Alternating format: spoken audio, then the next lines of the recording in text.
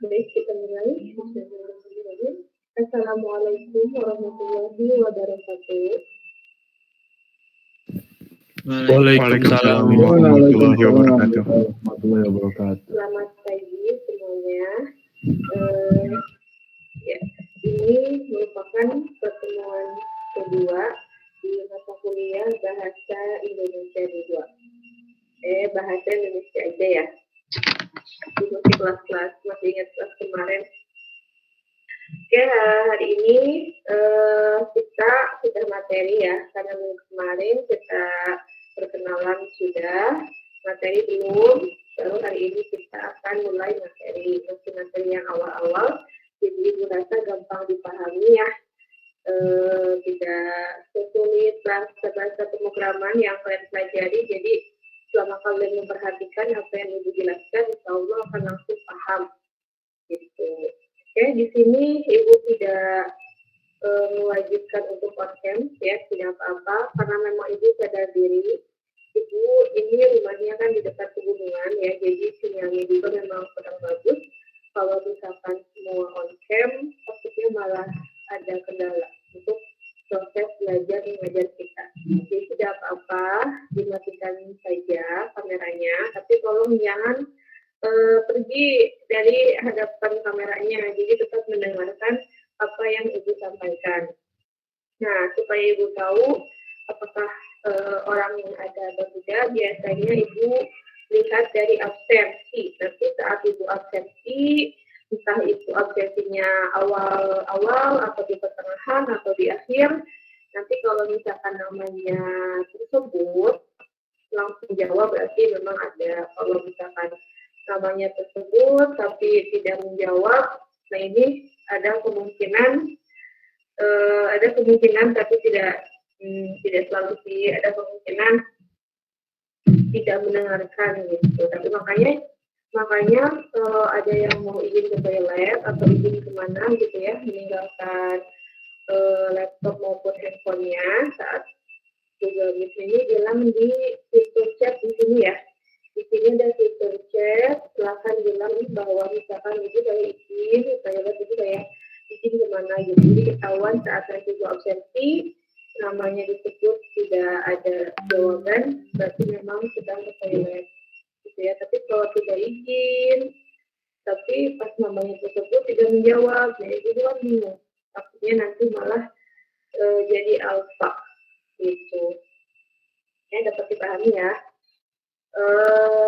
Tolong didengarkan, insya Allah ini materi juga tidak sulit, jadi gampang dipahami. Baik, kita mulai saja ya. Kita mulai pukul 10.13. Jadi kalau ada yang telat, sudah mulai masuk perhitungan sesuai janji kita pada awal pertemuan bahwa ada pengurangan nilai min 1 per 10 menit. Oke, kita mulai. Sebelumnya kemarin sudah Ibu review sedikit mengenai fungsi bahasa ya. Ada yang masih ingat fungsi bahasa itu untuk apa aja secara umumnya? Ada yang masih ingat?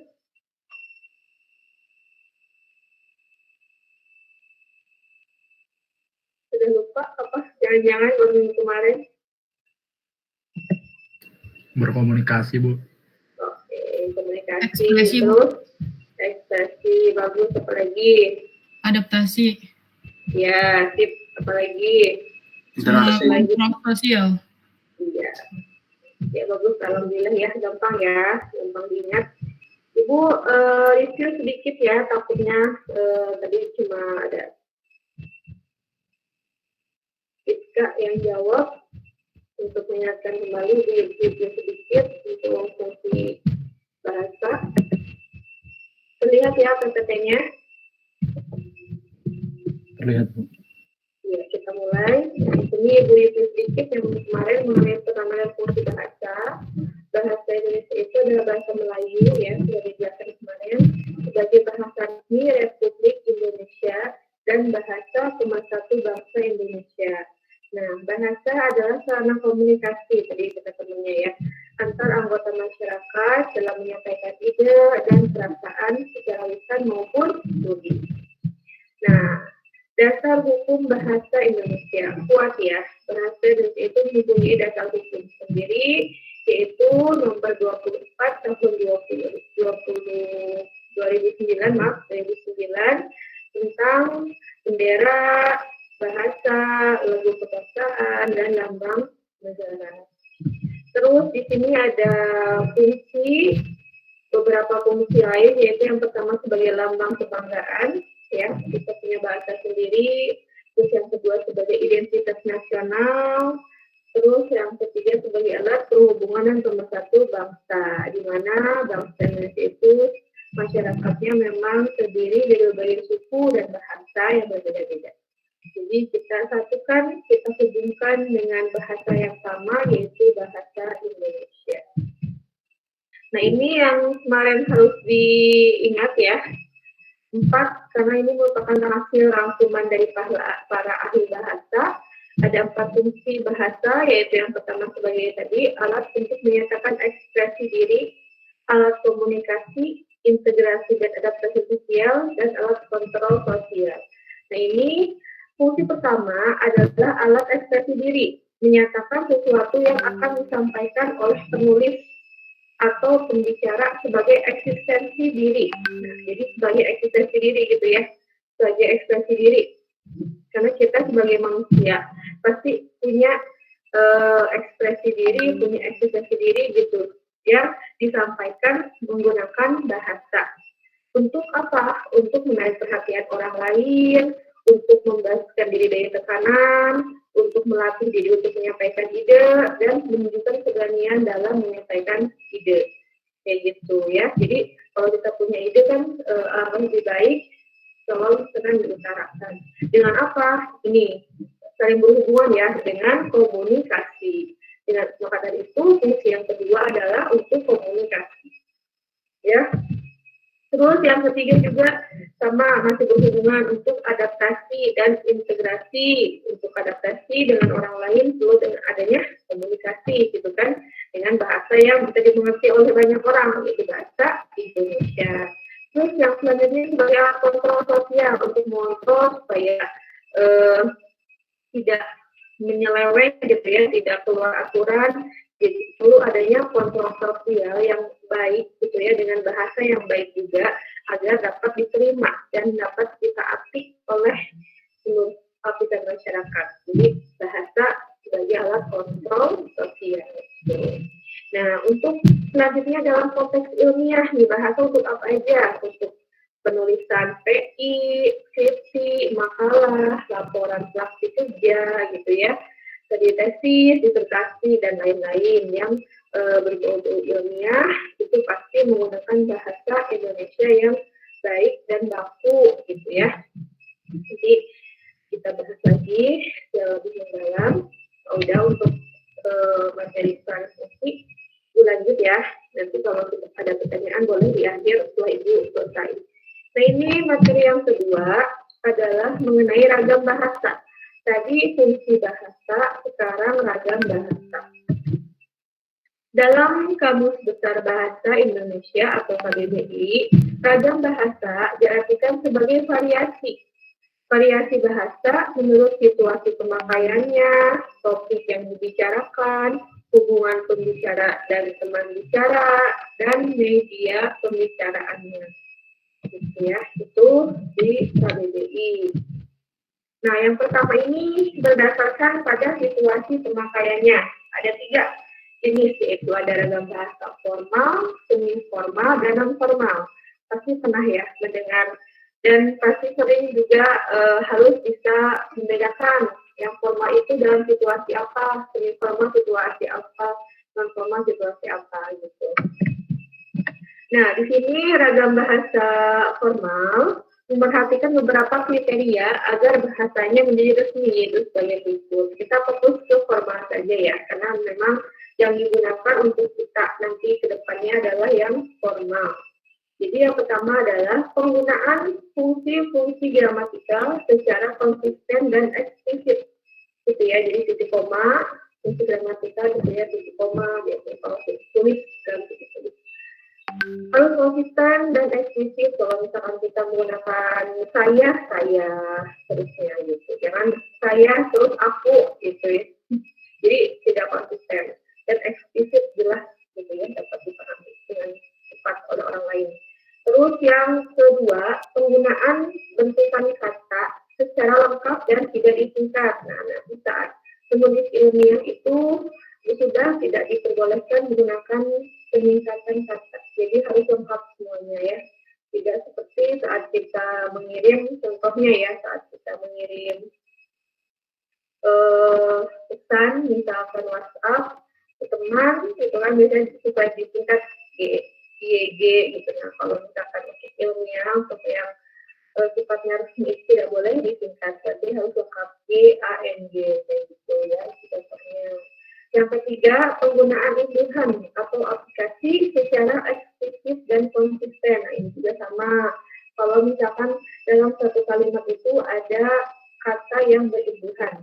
Nah, kata yang berimbuhannya itu lebih dari satu. Misalkan ada 1, 2, atau 3 gitu ya. A, B gitu ya. Ada kata A dan kata B. Nah, saat kata A menggunakan imbuhan me, misalkan kan me, itu imbuhan ya. Ter gitu ya, itu kan imbuhan. Nah, nanti berarti kata kedua juga harus menggunakan imbuhan me. Jadi harus konsisten.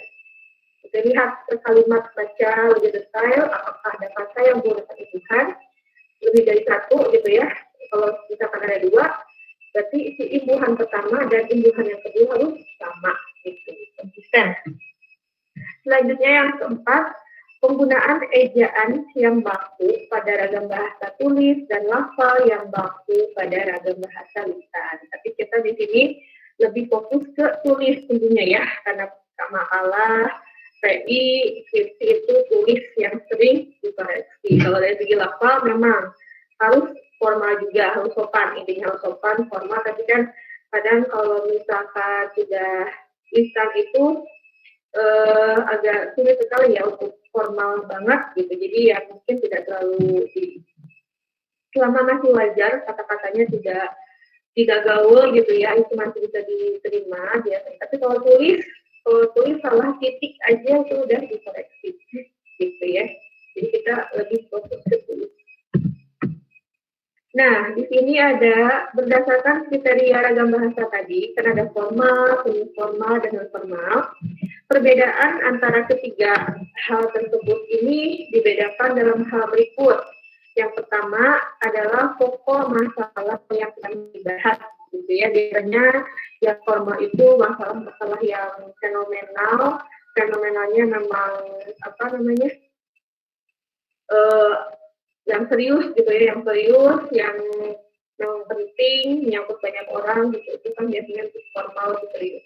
Kalau semi formal biasanya kan lebih ringan, misalkan kayak tips gitu ya, terus kayak tutorial itu yang semi formal. Kalau non formal apalagi dalam bicara dengan teman gitu kan, curhat gitu kan pasti non formal, kayak kalian bicara sama teman-teman itu pasti menggunakan bahasa yang non formal. Terus ini hubungan antara pembicara dan pendengar. Nah, sudah pasti bisa ya membedakan bagaimana bicara dengan orang yang memang sebaya, terus yang memang harus dihormati. Kayak sekarang kalian kalau misalkan ngirim WhatsApp aja ke teman sendiri sama ke dosen, misalkan pasti beda bahasa yang digunakannya. Ya, terus yang ketiga, medium bahasa yang digunakan. Nah, ini ada lisan maupun tulis. Kalau misalkan lisan itu walaupun formal pasti nanti lama-lama ke arah semi formal ya. Gitu. Jadi sulit sekali menggunakan bahasa lisan yang formal gitu. Kalau tulis bisa nih kita lihat dari EYD-nya, gramatikalnya gitu. Terus yang keempat, area atau lingkungan pembicaraan yang terjadi. Yang kelima, situasi ketika pembicaraan berlangsung. Terus di sini ada berdasarkan topik pembicaraan ini. Kalau ini tidak hanya topik ya, apa yang dibahas gitu. Kalau ragam ilmiah berarti apa-apa yang dibahas dengan ilmiah, hukum juga sesuatu yang dibahas hukum, ragam bisnis juga sama, agama, sosial, dan lain-lain. Contohnya ini, misalkan ini ada kalimat satu, dia dihukum karena melakukan tindak pidana, berarti itu jelas merupakan ragam hukum. Yang kedua, setiap pembelian di atas nilai tertentu akan diberikan diskon di ragam bisnis, karena ada diskon itu ya, kata kuncinya. Anak itu menderita penyakit vertigo, berarti itu kedokteran. Setiap bulan Ramadan, umat Islam melaksanakan ibadah puasa bulan Ramadan dan lain-lainnya, banyak topik acaraan. Terus di sini berdasarkan medianya, media itu ada dua, lisan dan tulis. Kalau lisan bahasa yang dilakukan langsung oleh penuturnya kepada pendengar atau teman bicaranya. Ragam bahasa lisan ini ditentukan oleh intonasi dalam pemahaman maknanya. Kalau ragam tulis ini bahasa yang ditulis atau dicetak dengan memerhatikan penempatan tanda baca dan ejaan secara benar. Ya, jadi tulis ini lebih banyak aturannya. Nah, ini perbedaannya nih. Perbedaan antara ragam lisan dan ragam tulis. Yang pertama, kalau ragam lisan itu memerlukan orang kedua atau teman bicara, sedangkan ragam tulis tidak. Ya, tidak selalu memerlukan orang kedua atau teman bicara. Karena kalau lisan tanpa teman bicara itu jatuhnya aneh, jatuhnya tanda kutip itu kenapa orang gitu kan ya. Kalau ragam tulis kan kita bisa nulis kapan aja, sendiri pun jadi gitu ya. Jadi tidak selalu memerlukan orang kedua. Yang kedua, tergantung pada situasi, kondisi, ruang, dan waktu. Karena ada teman bicara, pasti ada sesuatu, ada situasinya gitu ya, tulis tentang apa, terus ada ruangnya, ada waktunya. Kalau misalkan yang tulis tidak tergantung pada kondisi, situasi, ruang, dan waktu. Lalu tadi kalau tulis itu bisa kapan saja.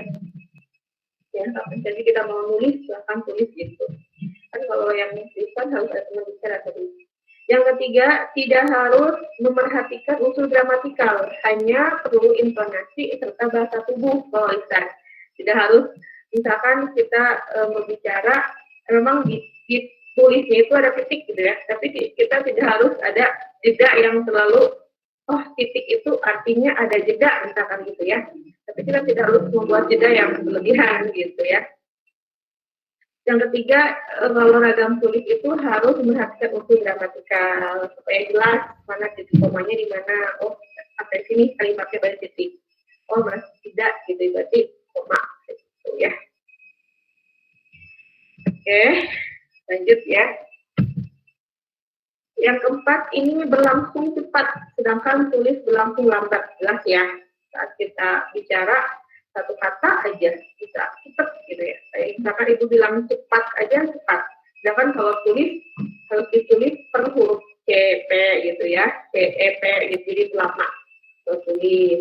Kalau yang kelima, sering dapat berlangsung tanpa alat bantu. Kalau tulis lalu memakai alat bantu. Karena kalau lisan kan face to face bisa tanpa alat bantu langsung terdengar oleh lawan bicara. Kalau tulis pasti, kalau manual perlu laptop, perlu buku, perlu pulpen, kalau ngetik perlu laptop gitu.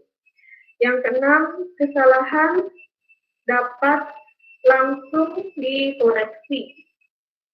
Kalau misalkan tulis ini, kalau ada kesalahan, tidak cepat atau tidak dapat langsung dikoreksi.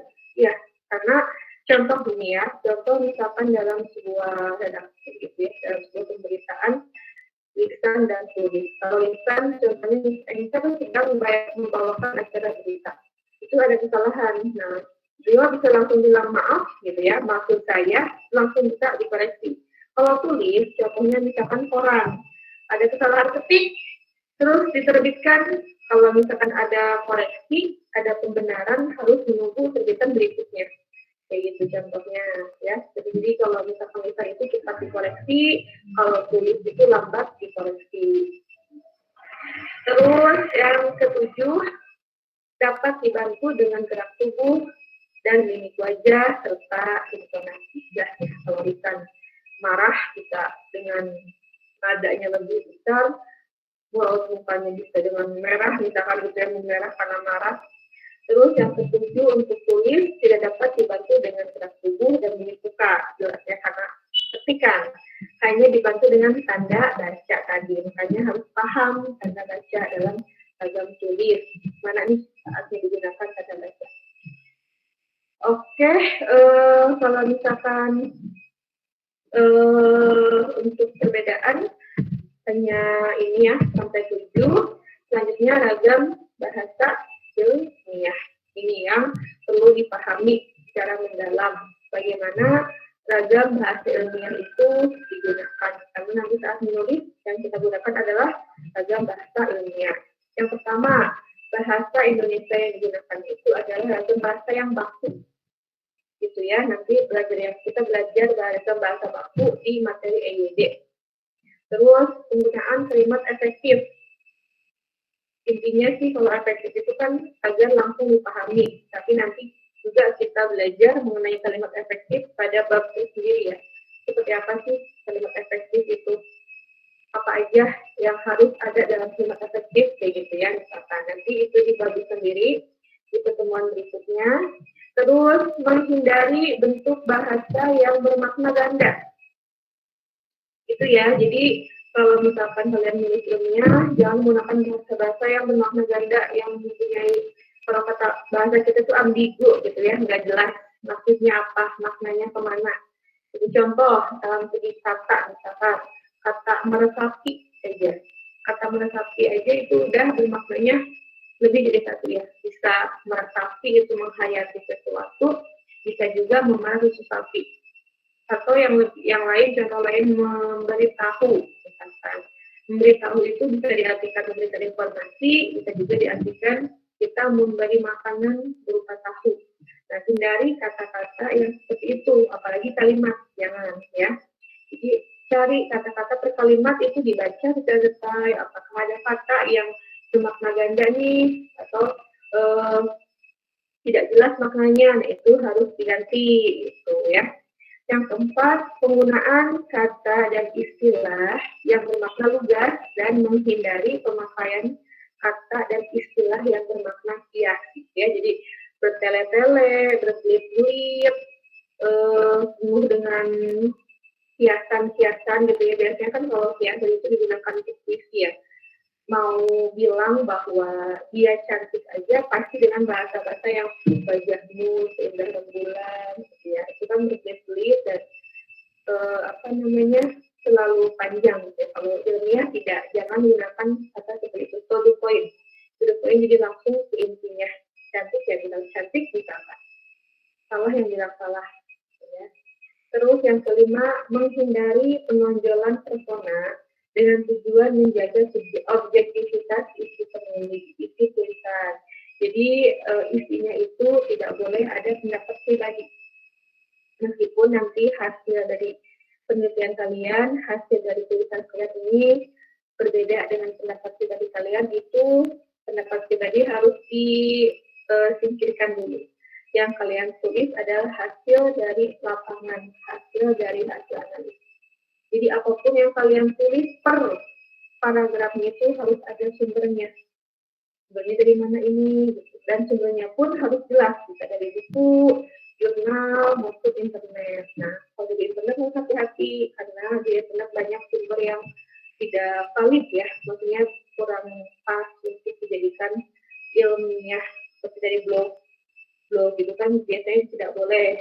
Kalau misalkan dari situs berita boleh, dari jurnal atau e-book boleh biasanya ya. Kalau dari blog biasanya tidak boleh.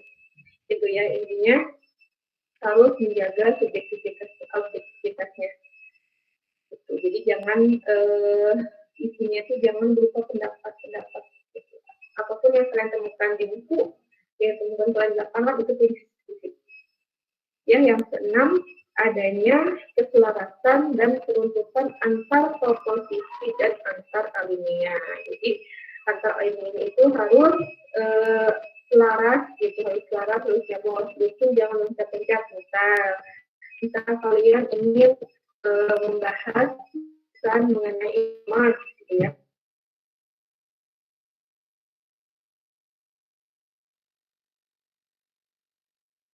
Yang baru, terus buat tulisannya juga, yang pertama kali dibahas adalah teknologi, misalkan teknologi yang semakin berkembang, semakin maju, terus lanjut lagi bahasan pada kedua internet, misalkan ya, setelah internet langsung ke e-commerce, setelah ke e-commerce langsung ke apa nih e-commerce apa yang kalian buat. Kalau kalian cuma menganalisis salah satu e-commerce yang sudah ada, misalkan Shopee, berarti Shopee, bahas tentang Shopee, fitur-fiturnya dan segala macam. Jadi beruntun per kalimat, per paragraf itu harus beruntun, jangan loncat-loncat. Dari yang umum dulu baru ke yang lebih khusus. Oke, udah. Untuk materi ya ragam bahasa hanya sedikit.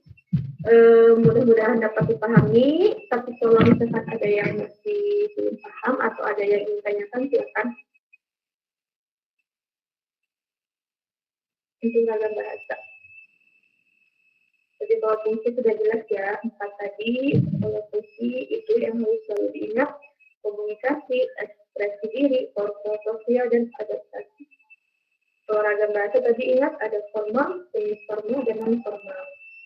Tapi yang perlu dipahami tadi yang terakhir ya, yang sangat perlu kita belajar lebih dalam adalah ragam bahasa ilmiah. Silakan untuk teman-teman yang ingin bertanya, boleh. Kalau ada yang belum paham, tapi kalau sudah paham, alhamdulillah, memang itu yang ibu harapkan. Makanya itu tidak terlalu banyak, materi-materinya sedikit saja, yang penting kalian paham. Gitu. Ya, ini masih dalam, belum terlalu mendetail. Baru nanti setelah ini kita bahas EYD, lebih banyak lagi nih tanda baca, ya, tanda baca, terus fungsi-fungsinya untuk apa sih, terus nanti kalimat efektif, terus ada diksi, terus banyak lah ya, banyak lagi. Untuk sekarang ada pertanyaan? Cukup jelas yang ibu sampaikan? Jelas Bu. Jelas, Bu. Oke. Jelas, Bu. Kalau jelas, supaya ibu tahu seberapa paham kalian, 100% kah, atau masih 50% kah pemahamannya, coba sedikit latihan ya. Sedikit latihan, dan latihannya pun tidak ini kok, gampang. Tidak sulit. Yakin pasti bisa. Nah, ini dia latihannya. Coba buat kalimat berdasarkan topik pembicaraan teknologi. Coba kalian buat kalimat 3 kalimat, tapi nanti